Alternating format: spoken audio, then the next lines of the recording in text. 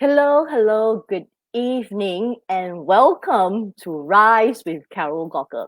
Today is episode 12. Time really flies as compared to when I first started. I just couldn't believe it that it has been 12 episodes. So, how's everybody doing on the eve of election day here in Singapore?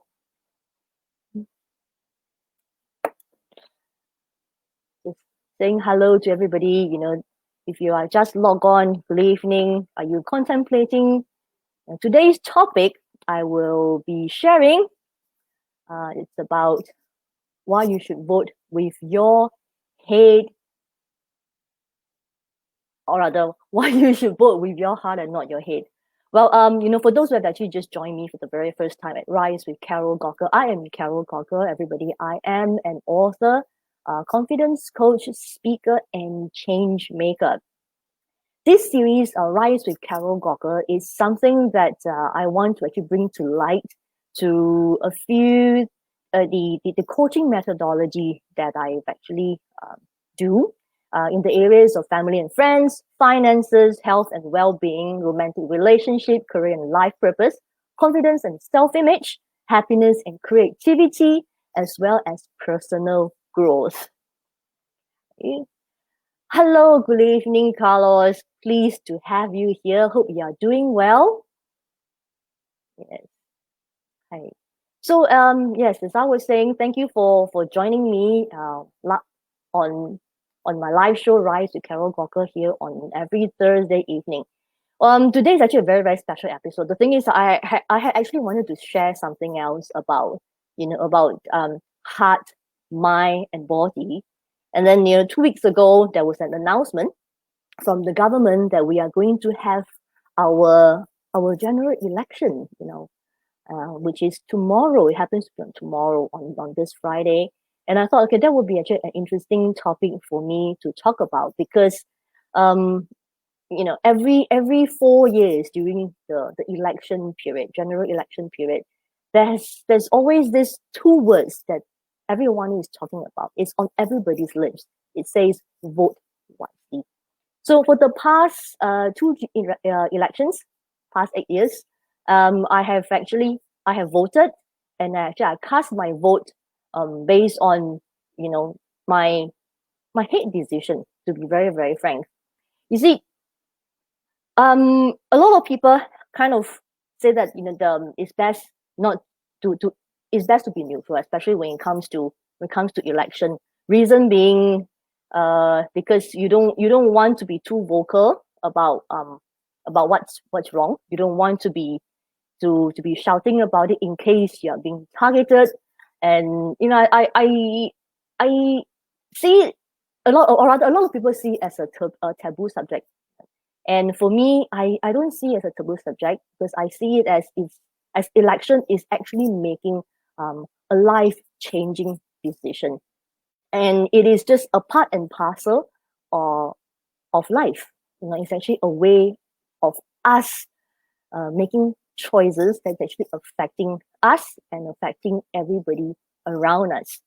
So I don't see this as an opportunity for me to voice my displeasure, to actually voice my political alliance or anything, but I see this as an opportunity to have an open discussion, to actually share my thoughts and view with every single one of you who are actually thinking, or if you are still contemplating who to be voting for tomorrow. You see, last episode, on episode 11, I talked a little bit, I shared a little bit about what you think will translate to how you feel, and how you feel will eventually determines your action, what you do after that. So it's about the mind, the heart, and then you translate into the action, which is the body.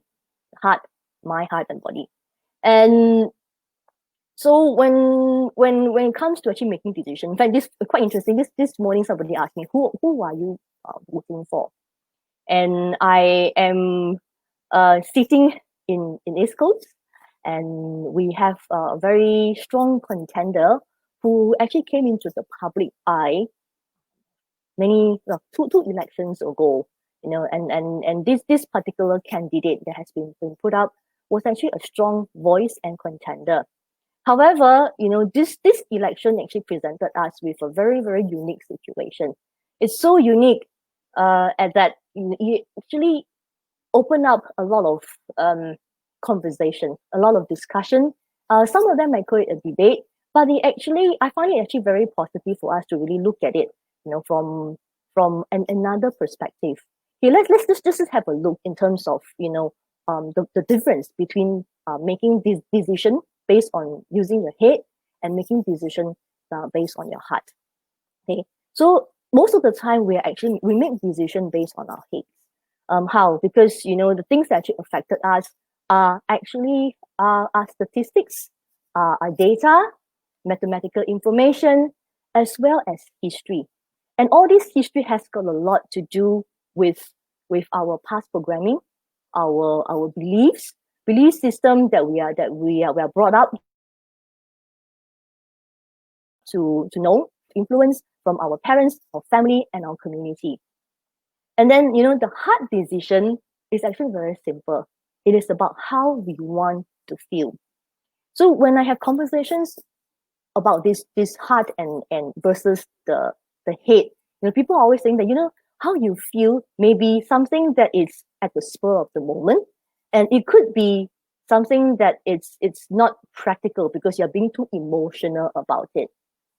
And a lot of the times people want to make decision, and then they always say things like, you do what you think is best. What you think is best. Okay? This is a very, very common statement. What you think is best. It's actually very, very head-centric instead of heart-centric.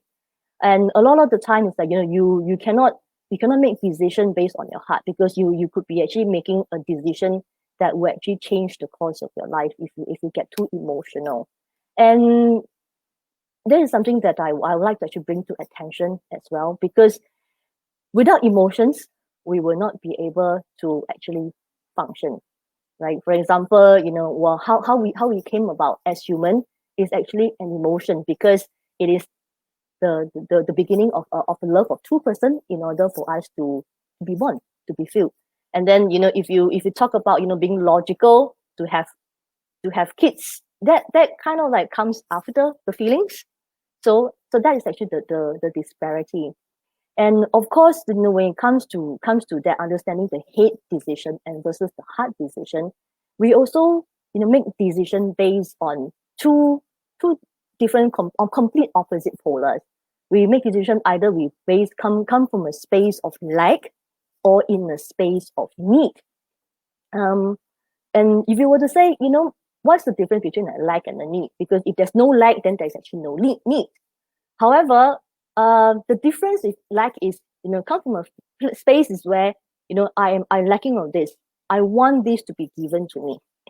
So there's actually a space of a lack. So you want that to be actually fulfilled, want that to be filled. And then, whereas needs is something that that you require, which is a need that you require in order for you to actually move on. So it is actually comes from a space of feeling, that I have.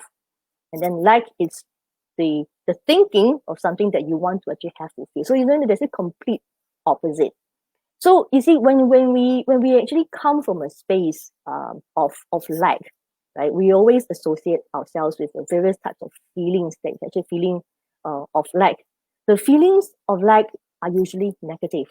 So the top three feelings of lack are the anger, feeling guilt, as well as stress. Okay, because when we are feeling anger, then that means that we're looking for some form of comfort, okay, which is the negative, and then the positive bit is actually is the need for comfort. And then if you are really feeling guilt, which means that there is actually a need to actually feel honor, guilt and honor, the polar opposites. And then it comes from another space of stress, right?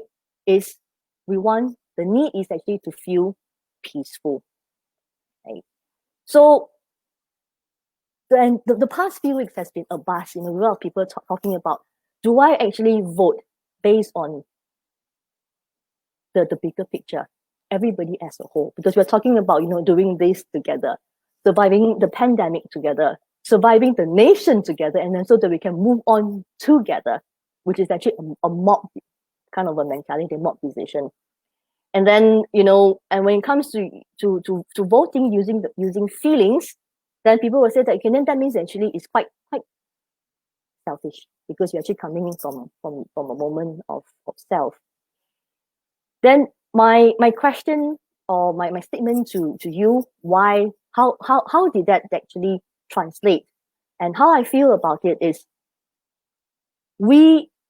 I guess I would just use this airplane safety analogy, right? So we always watch, when we travel, we watch the airplane safety video, that during in an event of an emergency, the air mask comes down. What do? You actually take it for yourself first before you can attempt to help others, right? So this actually comes from self before you can actually go out. So that means that if it comes from a place of lack, means that if there's nothing to give, then how are you able to actually literally actually give and actually create an impact? So by voting based on your feeling, is first you take care of what is actually important within your sphere of influence, which is the self. When that is fulfilled, then you are able to, when you're full, then we have something, then you're able to give. Of course, different school of thoughts has got different methodology in terms of how they want to make that decision, right? So on my end, the thing about this is, a lot of people talk about equality, right? There's always this inequality between the various from the various so-called social classes, various areas, various circles. And then, and the thing is, like, when we talk about equality, it is about translating it. It's about feeling, wanting it to be the same, And then the next thing is versus, equity. Equity is about being fair. A lot of people thought that equality is about being fair. And so this is actually where the disconnect comes. We talk about, we want to be equal. We want to have equal opportunities. Then that means it's like we want everything to be on the same level playing field with everyone. Well, and that is great. That is great from a theory perspective. Unfortunately, not everyone is actually born the same. I don't mean like social class. I don't mean academic background, but I meant is like different people in the society. We have different roles to play, and if everybody is actually equal in a sense of being the same, then nothing can actually move forward. And then, but the things that if you're talking about, everybody having a fair playing ground, having a fair starting point, that we are given this fair opportunity to growth, regardless of your background, regardless of your academic academic education, and then it also regardless of how much money you have, and it's actually being fair in the same starting ground. And then this is actually what this whole race and this whole election is all about. It's about being fairness to everybody, citizens as a whole.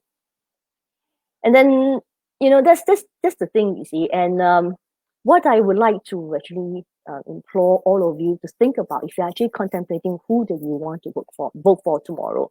I'm not going to say which party that I support, because each of us has got a particular reason why we support our PAP or we support the other opposition parties. I mean, they have actually a lot of debates about the opposition parties they actually oppose for the sake of opposing, so that they can use this opportunity to actually bring attention to themselves, bring attention to the causes, bring attention to a particular voice that they want to represent. And then you have another group of people saying that the current government, okay, the PAP, the current government is actually they do not connect with the people on the ground anymore. So, they want the people on the ground, want them to say, I want you to come down to my level. I want you to be able to see what I'm going through, to understand, so that you are able to actually to make your policy according to what we need as a whole. So, different school of people, different thoughts. And I'm sitting in the current zone right now. It's like wondering what and where and how should I go about doing it. So this is actually a way, like, to share with you. And I've actually come to a decision, from the beginning, 8 years ago, for the election, when I'm required to do that for my area of residence. Is yes, how do you actually look at yourself internally, in terms of, you know, why we want, okay, why we want to actually vote for a particular party, and vote for a support a particular voice, and support a particular policy. And then the thing is, I like to actually, invite you to actually just to think about the thing is, like, what do we want? Do we want something that wasn't given to us? And that's why we are voting for somebody, making the decision based on what they can give us, what we think, and how we feel that they can give us. And then the thing is do we have, the confidence? Okay, do we have the confidence? Well, I'd like you to ask yourself, do we have the confidence to make that call and make that decision tomorrow when you do the vote, and then to live with it? Okay. And this is just not just about the election, about the vote. It is about you're making a choice to take a different path. A path that will deviate you, okay, will actually change the course of your journey and on your life path to where you are going. So in life, sometimes we don't get a second chance. Sometimes we do. So a lot of the people thought, okay, you know what, if I would make the decision, there's always this what if I make the wrong choice? Can I turn back? Can I change? And the answer is yes, you can. Yes, you can. A lot of the times, plans change, but decisions don't. If you actually make the decision based on your head, then the chance, the likelihood of you turning back, it's a little bit less. Reason being, because everything that was actually the decision that was made based on data, based on statistics, and based on history and past programming, then the decision that you make along the way will always revert back to the same thing. And then if that is actually not the path that you want to take, then that means you have to actually change course. In order to change course, that means that you will have to actually look within your heart. Is, how do I want to feel? Do I want to feel good about this decision? Do I want to actually make this decision based on the fact that I am now being the so-called the sandwich generation? Okay, parents, and also, we have parents above and we have kids below. So how are we going to make that decision that supporting people that we are supposed to serve, our family, our parents, and also providing a future, providing this, leaving behind this legacy, and making that decision that that will actually count for the future of our children, our children's children, and generations to come. So I guess the whole thing about this, it's about going back to your why. Why do you want to make that decision in the first place? Is this for the greater good of others? Is this for the greater good of yourself? And I would say that when you actually vote based on your feelings, it is about making that decision based on yourself. Reason being, you're not being selfish, because you need to be able to be full first in order to be able to give. So that is the reason why you should vote based on how you feel and how you want to feel. Do you want to feel comfort? Do you want to feel honor? Do you want to feel peace and calming when you make that decision and make that call to actually change the course of life? And the good thing about this is the decision that you're going to be making that's going to change the course of your life. Okay, from an inaction point of view, it is going to be like the next 4 years. Right? So then that is actually where you can actually monitor. But the thing is that sometimes when we don't know, we have to actually give it a shot, because we will never know, because we don't know what we don't know. We need to actually be courageous and confident to be able to take that first step and say, okay, this is how I want to feel.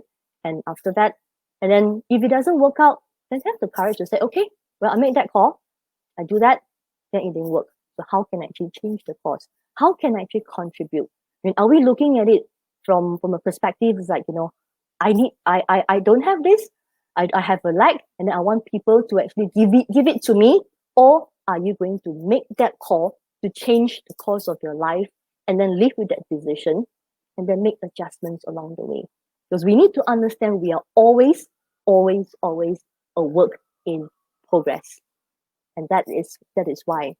So today's session is going to be a little short, and I understand, in terms of this is actually quite heavy topic to talk about, and a lot of people don't want to do it. And I feel that it's something that I needed to address, needed to share my view as well, to be a voice, and also for people to hear about this, when we are trying to make a decision, for yourself, for your family, and then of course the election is actually for the entire nation, how we are actually moving forward. But the rule of thumb of it all, it's about going back to your why you want to do what you want to do. Why do you want to make that decision? Because when you know your why, then you'll be able to make that call and to make that action plan for yourself. And one of the reasons why I wanted to be speaking about this, about making a decision for this election, it has something to do with, as I mentioned earlier, something to do with making a huge life choice, and also providing your voice in terms of what you resonate with, what you want people to hear. Because a lot of the times we have an opinion, and we're afraid to voice out. We're afraid to voice out because we have this fear of judgment, and we have this fear of thinking that, my voice is so small, I'm nobody, right? So I just go with the flow. I just go with whatever everybody is doing, and then just so I actually conform in a way. Then maybe things will be all right. I don't want to have any I don't want to have anything that's going to come back to me negatively in any way whatsoever. And on one hand, it's actually nice, but then the thing is, are you able to live with that decision, right? And on the other hand, it's like, that means it's like, are you going to be staying this way, being in that status, staying in that status quo for the rest of your life, in terms of regardless of any decision that you are going to be faced. I'll just go with the flow, and then we'll see, and then we'll see. So so I would actually like to implore you to really think about that. These two questions in terms of casting that vote tomorrow. Do you want something that wasn't there, and then you want that to be given to you? Or do you say, okay, what, I want to have that confidence. I want to have that confidence, and to make the call, and to live with that. And also, okay, just back to the point where I say, why do I feel so strongly about it, is also because I have been contacted by a contact of mine, to be on a panel discussion. This panel discussion, that is actually a panel discussion by Global Peace, which is based in South Africa. Global Peace is an NGO based in South Africa, and then they want to do this initiative called Intergeneration Dialogue. It will be a 2 hours panel discussion with various guests and thought leaders. It is actually an initiative. Well, I find it a little bit hard to actually to say it now, because I'm still shaking and still in a state of disbelief. However, I realize that this is something to share, and also to be able to encourage everybody when you have something that you feel strongly about, and you actually start to talk about it. But you see that this year, because of this COVID pandemic, right? The world is actually faced and being hit with this situation where everyone around the world on planet Earth looking at the way on how to actually bring it forward. And also this year, in year 2020, is also the 75th anniversary of the United Nations. So, and this initiative, intergenerational dialogue, and that is actually It's an initiative with Global Peace in commemoration of United Nations 75th anniversary. So I have been very humbled, very, very honored to be invited as a panelist to go on this panel discussion, to be able to talk about how we can, in Singapore, and also, a dialogue for everyone around the world. Okay, how can we move beyond the year 2020? How can we actually create a space? How can we create a better future for everyone? So my area of concern is something that's actually close to my heart.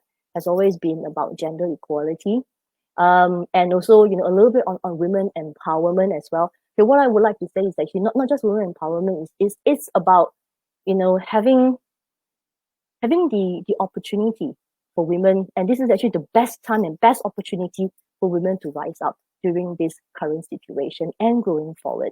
So I've always believed the fact that women have what it takes. This is not about a gender war. I'm not talking about starting a gender war. I'm not talking about putting men down in any way whatsoever. But it's about coming together, women coming together as a whole, locking arms and rising up.